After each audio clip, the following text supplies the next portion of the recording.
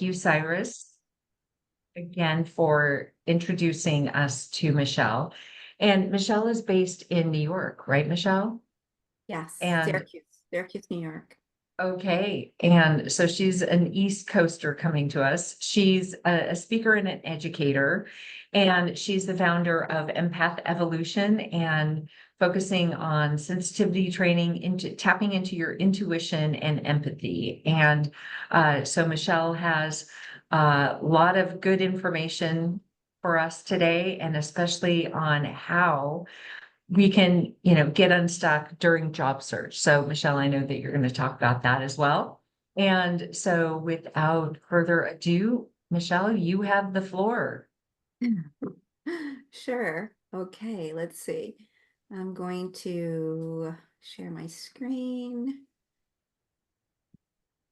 Hold on.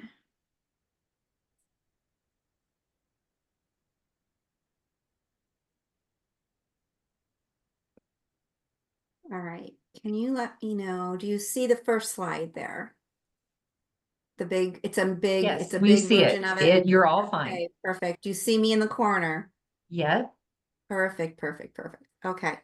So I don't know if I'm going to help you guys get unstuck during your job search. I'm definitely going to help you, but it's more on an emotional and mental level. Like your job search is probably got some specific actions that you want to take as well, but managing your well-being throughout this process is something I can do. So I call this presentation the emotional dilemma, and took me a bit to come up with it. I'm like, is that intriguing enough? Is that interesting enough? Or does it sound too challenging? Do people really want to hear about emotions, or is this something that taboo? So I don't know about you, but see, my slide's going to do this automatically for some reason. I don't know why. Paradigm shifts. I really feel like the world is really ready to understand themselves at a deeper level. And I know we all have the bread and butter every day that we're here to do, responsibilities, jobs, and whatnot. But the more we can get in touch with what's going on with ourselves underneath the surface, the more we will be able to serve and improve and change, transform how we do relationships, how we do work, how we do our lives. So I'm going to ask you to, take a listen to this presentation because, I do mentorship, I do a program, but more importantly, I have a message that I'm trying to deliver. So if you have feedback afterwards, I am always open to feedback. And I was curious about you. Is there anything specific, and you could use the chat if you want, that drew you to come to this presentation today? Was there something that intrigued you, or you had a question about, or you just thought, wow, that's interesting? I just wanted to know a little bit more of what is behind your presence here so that I can at some point answer or direct the questions or the presentation in that forum. And you could use the chat for that. That would be helpful to me to just see. Everyone's interesting and relevant topic. I am an empath. Thank you. Yes. Preparing to transition to retirement. All right. So there's a mental, there's an emotional, right? Preparing to transition, like the mental piece of this is important. I am passionate about what you do, but struggle with the corporate politics where I do it. Yeah. The more we understand ourselves, the more we can grow, the better we are. Absolutely. Yeah. Some of us are wired to notice what's going on around us. And sometimes we feel for that. We notice it. Other times, just depending on how you're wired, so we're all very different, we don't notice certain things. It's not natural for us to notice what's going on with other people, what's going on in an environment. And you're going to see as I move through this, like what drew me into this area. Personally, I was challenged with I think it's panic an emotional roller coaster. My gosh, yes. During my previous job search, I was interested in this topic as a means of developing alternate strategies and understanding of it. Excellent. Learning how to become more emotionally resilient going through changes in life. Beautiful. Okay, you're in the right place. I just want to tell you, you're definitely in the right place. So let me move forward with this.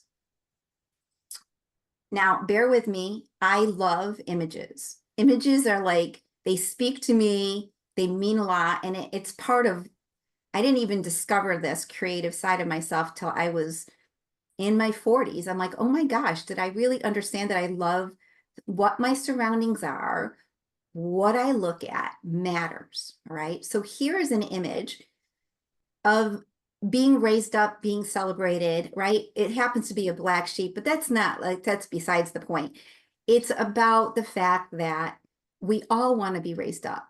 We all want to be celebrated. This is where we all want to belong. We, is this what happens in life? Is this a given? Is there certain situations that you're raised up and these are my people and they love me and they support me, and then I go to this other group of people and they don't really appreciate who I am or what I am, like I'm not seen? Automatic. So just giving you an insight into, this is where we all want to be. This is where we all really are yearning for, to belong. Have you ever wondered, which is true, you're intelligent enough, you've seen this, why there's so much chaos in the world, right? Behind the chaos, negativity. Behind that, oh, there's mental illness, there's stress, there is depression, there is anxiety, there's addiction, there's all these things happening. And why would anybody pick that for themselves, right? Why do people get stuck? And, it's not a given, in a lifetime, maybe you'll get severely stuck maybe a couple times, and maybe you've been blessed and you've never been stuck. You kind of always know where you're going. But sometimes, and I've met tons of people, and I'm like, my God, they're emotionally constipated is the first thing that comes into my head. They don't know why they feel what they feel. They don't know what to do next about it. They ignore it. They avoid it. There's an inner fight that happens because of the shaming and blaming going on. And you could even look at this interplay between the two sides as your head and your heart, your head and your heart, what you feel, what your head tells you you must do, and what your heart is like drowning and upset about doing things you really don't want to do. So I'm getting to my point. When you are truly living to your highest potential and you're happy, thriving, vital in where you're at, I need to move this over. You are feeling life. Life is flowing through you. It's not a, I must do this, I need to do that. It's not a drudgery. You feel motivated from the inside and you're moving. And there's certain spaces that will definitely activate for you, right? Certain people, it will definitely activate with you. Then you put you in different scenarios, and what happens? Either you shut down, or you just shut up, or you're just emotionally triggered, emotionally overwhelmed, insecure. So the dynamic of where we are and who's around us, as much as, we are who we are, it changes how we show up. It changes how we feel. And at the end of the day, there's so many ridiculous concepts out there that, one example, I have a lot of examples, but I want to move forward with this content to you today. Feelings are not facts, right? I've heard this. It's been broadcasted. I hear you. I'm not saying that facts are not important, but feelings are on par, if not more on par, and more important than facts. Because it's not the facts that makes you do something. It's how you feel that makes you do something, right? Facts is secondary. We use facts to justify. And maybe not in every scenario, because I'm not a scientific girl. You won't see me, scientifically trying to prove something. I used to do, I'm making a decision, black and white, pros and cons. I used to make the columns. And then I'm like, I can't, it doesn't mean anything to me. I really do not make a decision for or against something until it's either an immediate yes, or I got to get close enough to it that I am like, yes, we do that. Like it's always for me based on feeling. So I trust that feeling more than I trust my brain to tell me it's the right or the wrong decision. As a matter of fact, I was years ago, like the body is so smart. I had convinced myself that I was going to rent this spot. And there were all these reasons why I was going to do this. It made perfect sense. The day came that I was going to go sign the agreement. No joke, I could not get myself to get in the car and go. I was like dreading it. And I'm like, what is going on? Like, I teach about this. I think I know this. Do I know this? What's happening? Like, my body did not, my psyche knew that was not the right decision for me. Why? And I have such a strong mental side of me that thinks it knows, right? But doesn't. And there was no way I could even take that action because there was a part of me that would not go with it. And that's a drastic example, but was real. It happened to me and it taught me a lot, a lot. So the problem from what I can see, there's a lot of problems in the world, but one of the problems that I think is huge is the fact that as a society, we discount feelings. We discount, and you can call it sensitivity, but everybody has an inner empath. Some of us are just more empathic than others, but we all are feeling and living vicariously through and within in the world around us. If we're part of a traumatic household, we're going to be affected by that in some way, shape, or form. It's going to show up at some point. It's affecting us. The environment matters. At work, your environment matters. The people on a team matter.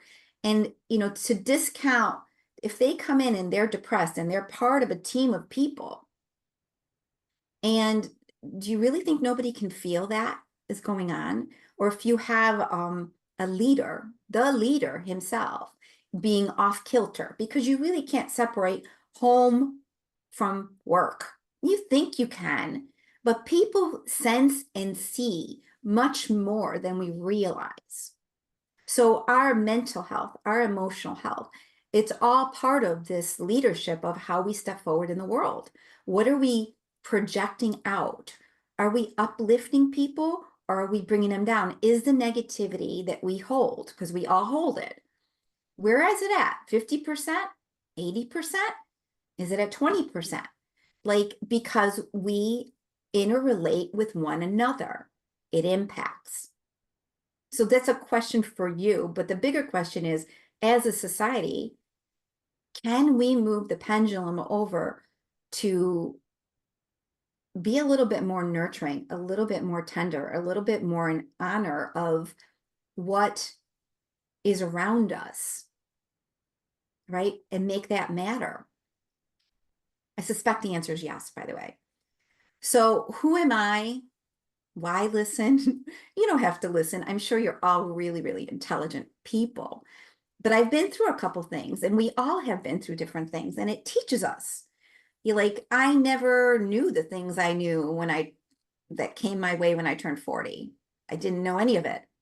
As a matter of fact, I was like, where's the book? Did I miss a book? What the heck is going on? Right?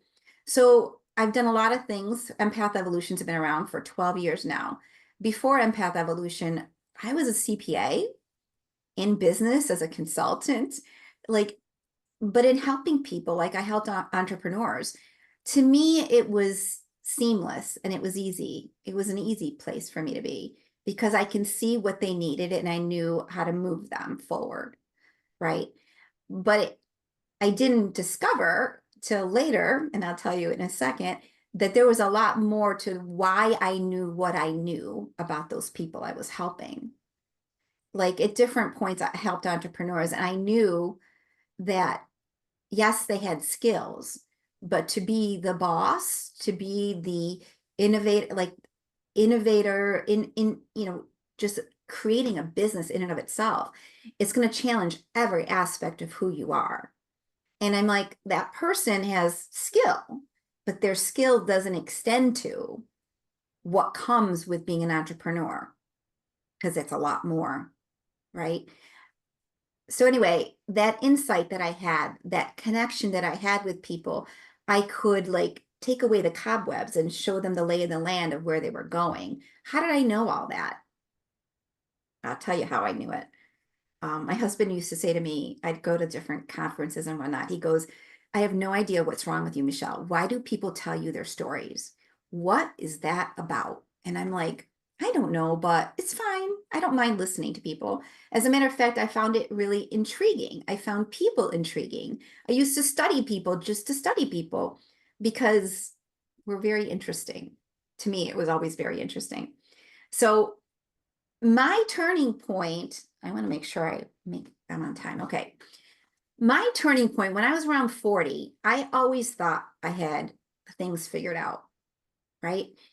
We all think we have things figured out, right? The things that we're in front of us, maybe we've got that figured out until life shifts, and life shifts again. And oh, I got hit by a 2x4. Nobody told me a 2x4 was coming my way. How could this happen to me? Right? So this is the outside, what you're seeing here. The inside was quite different. I kept it together on the outside. And how many people, how many of us keep it together on the outside when I was dying on the inside? Like I just could not make sense of the way I was feeling on the inside. So, for better or for worse, I'm so tenacious. I'm like, okay, this is not going to happen. I'm not going to let this just happen to me. I'm going to find the answer, right? So I did, and I found the answer. And the answer was I was very empathic. I needed to become like a little bit more who I am and less like I needed to like get out of my little comfort zone and become the next version of myself. And let me tell you, it was not an easy transition because I'm set in a certain path. I'm a certain person. And now you're asking me to look inside of myself. You're asking me to know, oh, I'm empathic. What does that mean? Oh, you're learning lessons. Oh, what the heck does that mean? I'm learning lessons. I had someone, mind you, I went to therapy for 6 months. I'm like, okay, tell me what's wrong. And at the end of 6 months, I'm like, you know what, lady, I like you. You're very nice. And like, I could psychoanalyze you any day of the week, but this is not helpful to me. None of it. So I dove deep and found answers. All right. And it took me 2, 3 years of pretty in-depth looking at things. And yep, I went down lots of rabbit holes, and yep, it was not pretty. It was not pretty, but I moved through it. So this is the journey to something that where life makes more sense, where even if you are struggling and you don't understand something, you can find that place where you get it. Like now I get it. Why emotional roller coaster? I get it. Why unsettled, uncentered, confused? I get that too. Why I'm here? I get that. So it just completely shifted the way I approached my life. So you have challenges, like everybody, you have challenges, but you're more driven to find those solutions, and you're like some people sit in it, and maybe there was a time you sat in it, right? And you just kind of let it take over. But if you have that desire to not be in pain and not be suffering, you're going to find a way. Now you have choices, right? Which way do you go? How do you navigate? Is it your head that's leading? Is it your heart that's leading? What are you listening to? Are you going to give your power away to somebody else to tell you what's best? Or are you going to consult, listen, and then take that information and make a decision of your own for it? So, it's like owning who you are, showing up as who you are, not who the world wants you to be, who you need to be in order to be loved, but who you are. So I know this is probably really deep. I apologize, but this is me, right? So you're going through a tough time. It is challenging.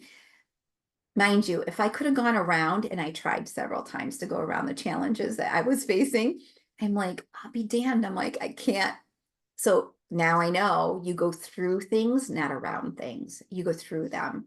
And when you're going through that, as long as you know you're going to come to a shift, it's not forever, but you're moving through something tough. You're still there with yourself, moving through it. And that's not how it's going to be 4 months from now, or even 6 months from now, because you keep moving forward, right? So I found my path. See all the images? I love that. And it was more of a, let me see what my life is about. What is energy about? Why am I here? What, you know, this is going so fast, but why am I struggling? And that was all part of the empath stuff. And energy, vitality, blossoming. I'm like, I figured out what needed to be done. And then I looked around and I'm like, oh my gosh, there are so many people in the world that are empathic or empaths, and they have no idea what to do with it. What they're doing is drinking, addiction, food, anything they can to kind of dull and the uncomfortableness of what's in their space, of what they're feeling, because nobody taught us how to deal with our feeling, our emotion. It was actually invalidated in many instances, because it's nobody wanted to go deep at all. Life is just life. You just do your thing, just get up and go. Like, what is it? What if you don't feel like passionate and energized and into what's expected of you? And yet you have to go along with the program, right? So what became different after all that was me. I just changed. And at one point, my husband's like, okay, he goes, I married an accountant. I'm like, okay, honey, I'm sorry, but this is where I am now. You don't have to come with me, but I'm not changing where I'm at. Because I can't, on purpose, I can't go backwards. I can only go forward. This is where I'm at. So I'm going to get to my main points of this presentation, which, I'm laying the groundwork for you here. I have 4 key points that I think are important for all of you.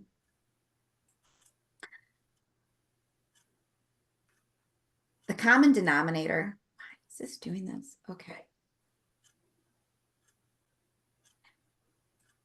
The common denominator is feeling. When I look around in the world and I see people that are struggling, I don't want to say, that physical things aren't real, right? That financial things are not real. All of that is real. But the way we approach our life, if we're just regimented like a robot and just logical like a robot, there is no depth, there's no flavor there. We're just going along with the program. When we step more into feeling, we're stepping more into an intuitive side, into a feminine side, into a receiving and a being side. Like, what do you want your days to feel like? Is it like back to back to back to back to back? No breathing space? Stress, stress, stress, stress? Like, or would you, like, how do you operate the best? What brings out the best in you, right? So embrace feeling, learn to deal with feeling, because feeling sometimes can be hard. It can be sad to lose somebody. It can be challenging to disappoint another person, or maybe saying no to something, setting boundaries. Like, it is part of living to create a space that you thrive in. So we're all different in this regard. What do you want your space to look like? When I created Empath Evolution, I said, I just need Empath Evolution to be a soft place to land. I have a very type A side to me, but in total, I'm managing a life. I'm not just managing a business. Like, and my life is a reflection, my business is a reflection of my life. Like, I want it to come together seamlessly to work, not to be a drudgery in any way, shape, or form. I want it to be, I'm motivated, I see the mission, it works within the total plan. That's me considering how I feel and what's right for me. And that's the same thing that would happen for all of us.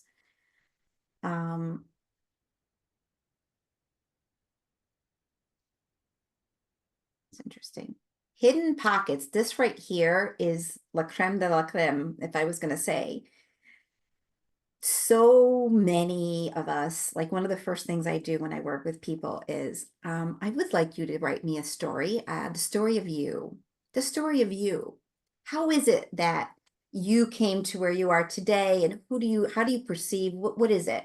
And then I trust spirit, that side of them that's looking for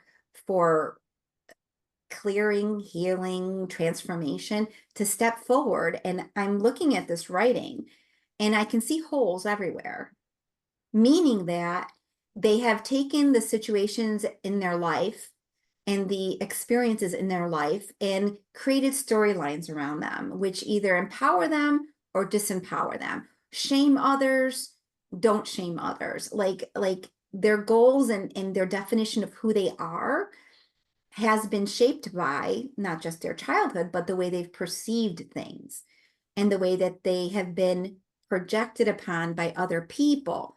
Like, did your parents lift you up, or did your parents tell you how little you could do? So in normalizing, I say normalizing very loosely, I'm just trying to take the emotional charges and the misinformation, the distortions that are in place, and up level all of it. It's like up leveling completely the way you see your life, because you don't know what you don't know. And really, you're not going to know until you dive deeper into it and you have someone guiding you through to see something that maybe you just didn't see, right? So, there are people out there that are plenty closed. They don't want to know anything about it. None of this is important to them. They're just doing their life. And I don't want to go further. I don't want to look at anything. There comes a pivotal point where something traumatic, unexpected happens. And then what happens is they have a closet full of emotions and stories and pain that all of a sudden comes crashing out. Boom. And they are, I don't say activated, but they are in such a mess that they don't know what to do with it, because they were never taught. They never processed their emotions. They didn't know what to do with them. They just stored them away. So these storylines is really huge. Being willing to look at things, feel things, not identify with it, but rewrite it. Then, interesting, resistance. You probably all know what resistance is, but let me tell you, it's not a bad thing, right? It blocks growth. It will keep you right where you are. It's like you arguing with yourself. I do not want to do this. I don't but in the process of arguing, so there's a phase before resistance where we're completely dulled down. We're completely unaware, not important, just doing things because we do things. That's what we do, right?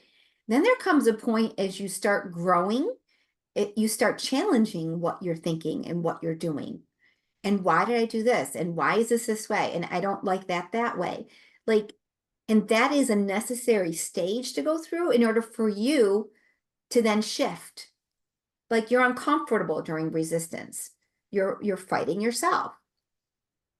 Once, if you get educated on it and you start to notice, you're like, ooh, there's something here for me to learn. What am I learning? If you can bring yourself to that point and see it, when I tell you the world calms down, the world calms down. Things that mattered no longer matter. Things that took you on an emotional roller coaster do not do that anymore, because you shifted the inside. you became more empowered. There's that. And the last part of this is calming the waters, listening and guiding. Like, how do we calm the waters? I mean, people, by waters, I mean your emotions, the inner vibrations in your body. Think about anger. Think about frustration.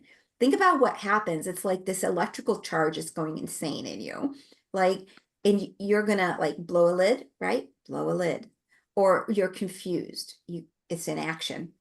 You don't know what to do with that. Something is off, right? How do you bring yourself to a point where things are clear? You are connected. You know where you're going. You're listening. It takes a pause, takes a real pause to notice that. It takes a real reflection. It takes a real, like, what am I about? Come to Jesus moment. What am I about? All right, let's go in that direction. So there's lots of ways of calming the waters and lots of options. It's just the intention and the desire and putting your best foot forward to try that without like this constant critic sarcasm, like you've got like someone whipping the whip at you. It's all coming from inside of you, right? But getting really comfy with what that is and not identifying so deeply with it or like jumping through hoops for it. But look at this. I've got this going on now. So it's almost like you're getting a master's degree in who you are. So I want to just show you 3 examples of people that I have worked with. And if it's not you, then maybe you've met somebody like this, right? Here is great lady. Allie's dad died when she was young. Allie's mom and dad had all these issues between them, unresolved issues, right? And Allie, definitely an empath, right? She's trying to get on with her life, but she can't. She can't take the next step.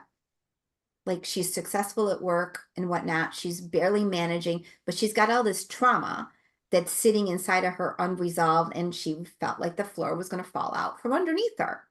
Or if she made a decision to move on with her personal life, is this going to work out? Is the same stuff going to happen to me that happened to my parents? That kind of deal. And she was able to get into a safe enough space where she began to trust herself and to trust life, because that was an issue like for a long time, and it was going to stop her from moving forward. Let me just make this a little smaller. Okay, so that's Allie, doing great. Here's Linda. Linda always would run. She ran to help her let out stress, she would call it, let out stress. She was the go-to for every family member to solve every problem. And then she had this like kind of nasty husband that was always like she had to calm him down. She had to calm it, like he was a loose cannon. But it wasn't till, here's the transition point, she became ill, she injured herself, she broke something, she couldn't run anymore. All of a sudden, everything about her life was spiraling out of control. She could no longer do, she could no longer run. Like, so then it was, oh, she found out about being an empath. Like, it works for so long till it doesn't work anymore. And then she started to stand up instead of like allowing all these externally stronger forces to direct what she did. She started taking charge of that. That situation was no longer going to happen, was no longer okay. And then I'll save the best for last is George. George, okay, not the first, not the last, very traumatic childhood, not the greatest. Never, ever, ever knew he was empathic. He was accused of being too sensitive, right? And he kept that under wraps. Why? Because he was the oldest boy and he needed to protect the family, and their family was struggling, right? So he dealt with depression. He went to therapy, and then he found me because he had another catastrophe. Like, his life seemed to have a series of catastrophes one after another, but he would survive through it. And he says to me, Michelle, this was beyond therapy was good. He goes, but this is beyond therapy. He started to really activate his hands, his body, like he understood energy like it was the back of his hand. All along, he had been connecting to the emotions, the vibrations around him. All along, he was very empathic, but he didn't know what that actually meant and what that opened up for him. And so now in this phase of his life, he is definitely still working, but doing so many things that are completely outside the box and loving it. And he's become a totally different person. Like his emotions would be amplified. Like the emotions around him would amplify in him to such an extent. He goes, Michelle, I could have ended up in jail, really, because my emotions could be so strong. And I didn't understand why they were. So, through going deeper, he sees himself more fully. He is more himself, right? So that's that. So my point to you today and all along and all the work that I do is to become more conscious of the energetic side, to become more comfortable with feelings and emotions, to go deeper in yourself. Because when you change on the inside, so many things on the outside will change as well. All right.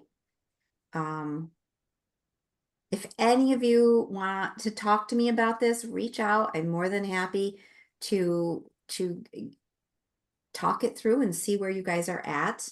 And now I'm going to take some questions if you guys have them. Am I on time? I'm a little earlier, but yeah. Hi, Bill. Self-awareness, and there, you know what the interesting part is, I will say, I mean, I haven't really been playing in the corporate business realm in a while. There's so many terms. Like one person's like, well, there's cognizant empathy, there's emotional empathy, and then there's empathetic empathy. I'm like, oh my gosh, like we have so many different ways of labeling what things are. And in general, it's about caring about yourself. And if you don't feel other people, that's fine. You don't need to. But are you a positive or a negative in this space? Why are you here? How are you feeling? And if feeling doesn't really seem to be a component or a priority for you, that's fine. That's, it may be for your relationships and for your leadership that you will want to connect with other people to bring them up, to, if you've got something figured out, then share that with other people. All right. Sorry, I'm a little, can you see I'm very wordy, very long-winded, but I wanted to get all that into you so you get it. So yeah, sharing. Looks like Alan has a question. Alan Switowski. Hi, Alan. Hi, Michelle. Great presentation. Thank you for being so open and honest and transparent with your own journey that you've been on. I guess my question is regarding, you talked about your social network and you mentioned your husband a few times. Can you describe how your network, your social network and your family network help support you through this journey? Oh, well,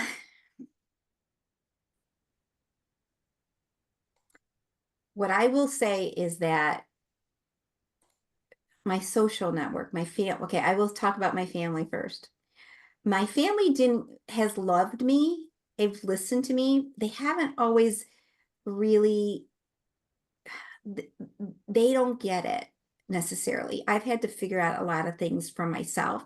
When I was in the middle of a lot of the struggle, those 2-3 years, I really kept it really tight to the vest. I had a mentor who I would share this stuff with.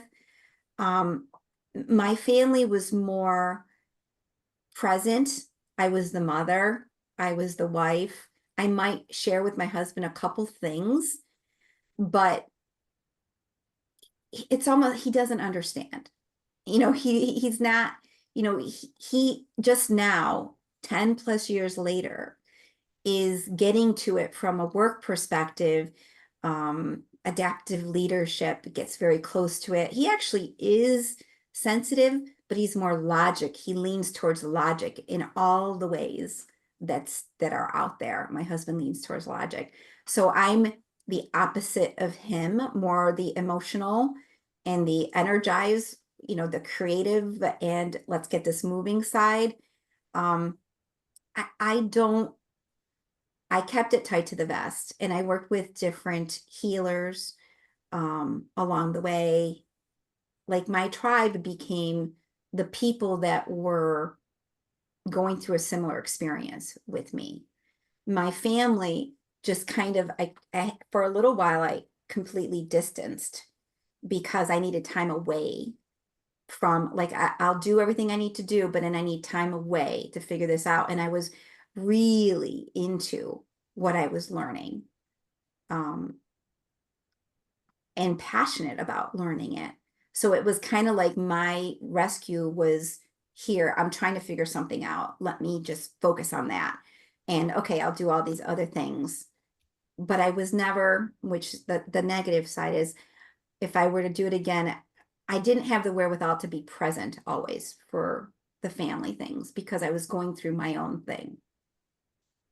And then at some point, it just kind of loosened up. I came back to the middle and I'm more present. They still don't quite understand exactly what's happening. And I'm okay with that because I understand what's happening and I interject and I support my kids' learning very carefully. Like at one point I was like really trying to bring all these things to them. And the more I did that, the more they would back off.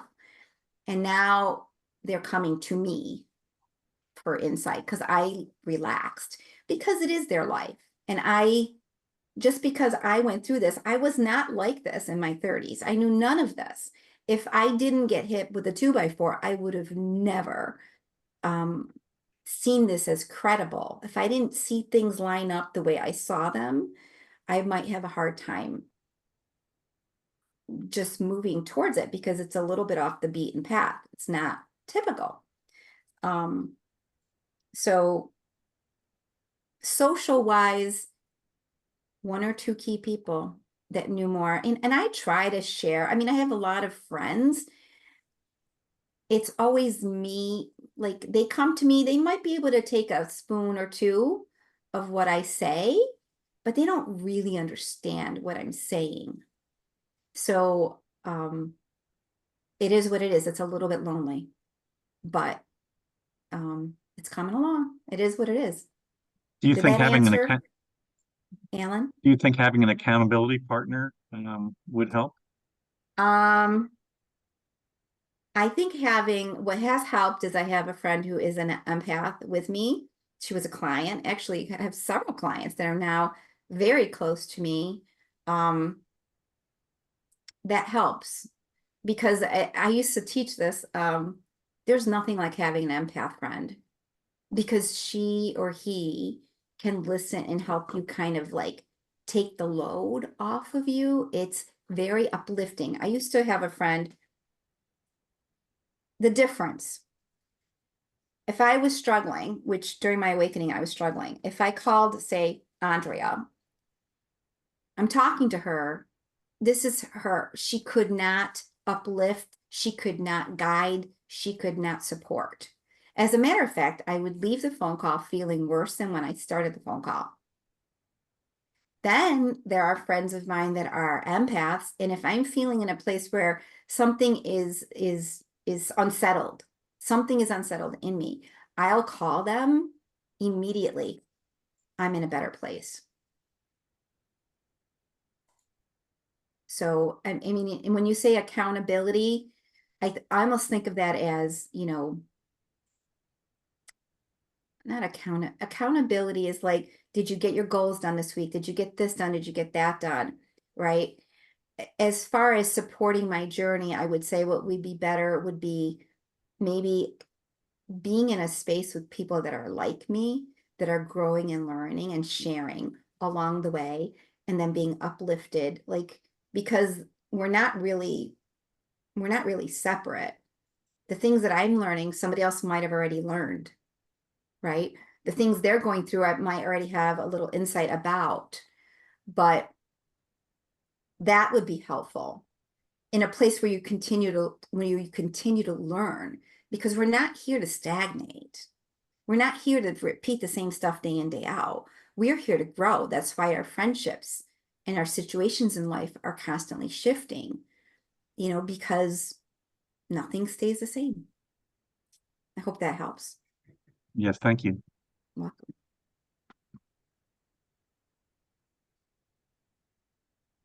Aaron Pratt has a question in the chat.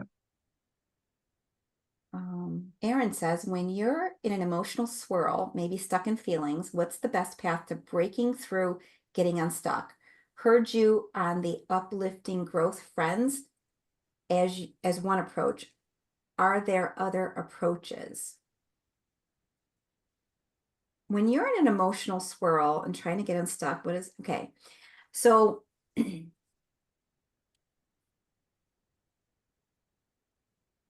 the best approach, it's not the best, it is an option, okay?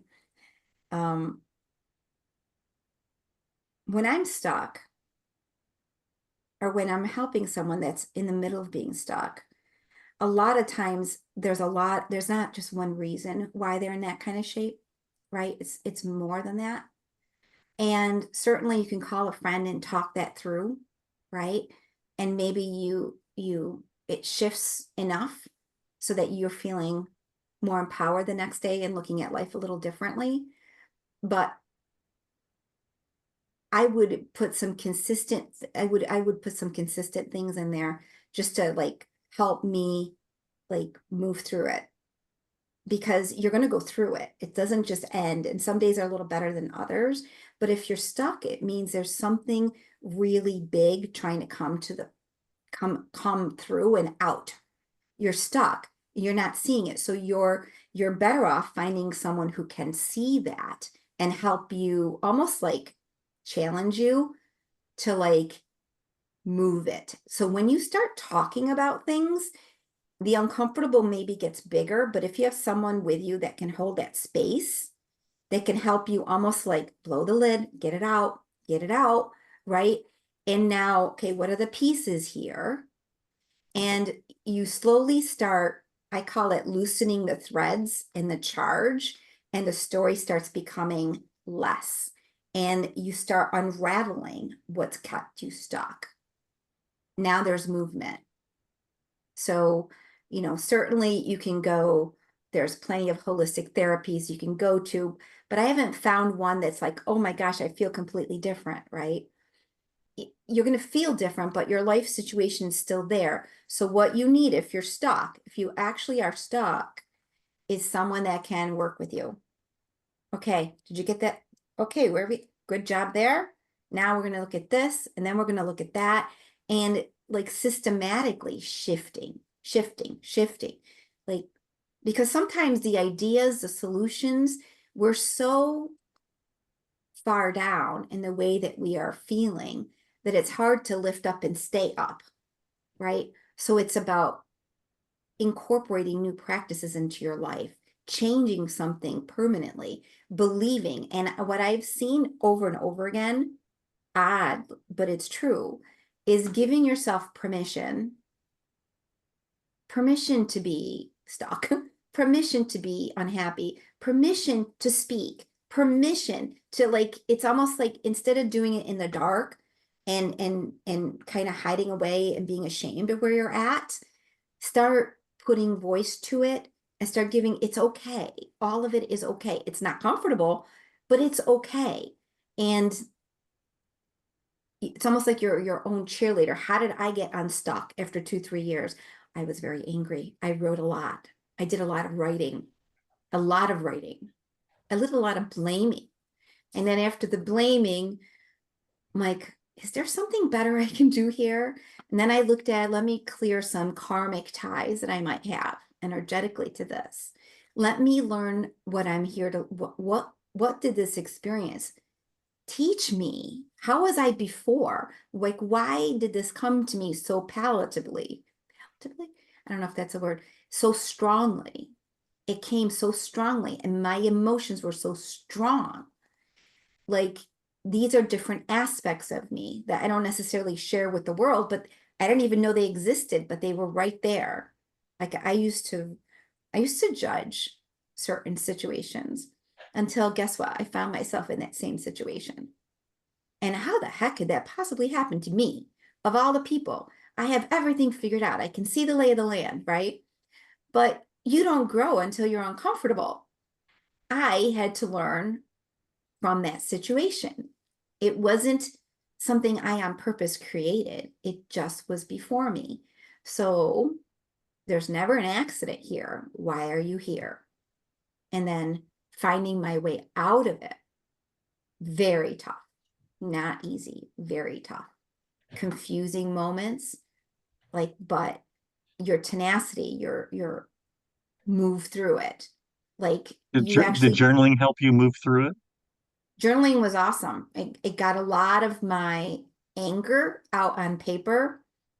It got a lot of it out, because think about it. When you're in that state, if you start yelling and screaming or talking, like, you feel too vulnerable. You just wanna, you're upset. You could even say depressed, you're upset. Things aren't working out your way. Something isn't working right. Like, you're up, and you can't even always put words to it. But if you look at my writing from back when, oh my, it was a doozy of writing. It wasn't my fault. Like, none of it was my fault. I didn't see any fault. Like, I was just reacting the way I was programmed, the way I knew to react, not understanding what something was, not understanding myself. So this is another critical point here. At one point, I was always able to circumvent negative things in my life because I could see what things were, what potentials were. And for some reason during my awakening, I thought I was outsmarting what was going on because I could see, but I was emotionally getting entangled in something that wasn't good for me. And at one point I looked in the mirror, I go, why is this happening to me? I don't understand my emotions. I don't understand this. And I'm like, hold on, where am I? I'm like, I would usually never allow these things to happen. What's going on? Where are you? And then I looked in the mirror and I go, okay, who is Michelle? Like, why is this happening? Like, I just had no frame of reference. And it was until years later that I understood what happened to me and why it happened to me. So those are all the things that, the universe, we think we control. We don't control. Everything has, there's another agenda behind it. So, sorry, long-winded, but yeah. I think we're running out of time. Amber or John? I was gonna hop in. That was all so fantastic. Thank you, Michelle, for sharing everything with the group. Um, I guess we're at time. If nobody has any more pressing or dying questions, or if you do, we'll certainly share Michelle's contact information with the group along with the recording. Um, so appreciative of everyone who has showed up here today. It's so great gathering with you. I very much look forward to the next time in a couple of weeks. And special thank you to Michelle. Such incredible insight. I hope we can all go through our own metamorphosis similar, that we find it at the end. So thanks again. Look forward to seeing you all next time. Have a great weekend, everybody. Hi, everyone. Thank you for Thanks, being Michelle. here. Nice meeting you. You too. You too. Bye. Thank you. Bye.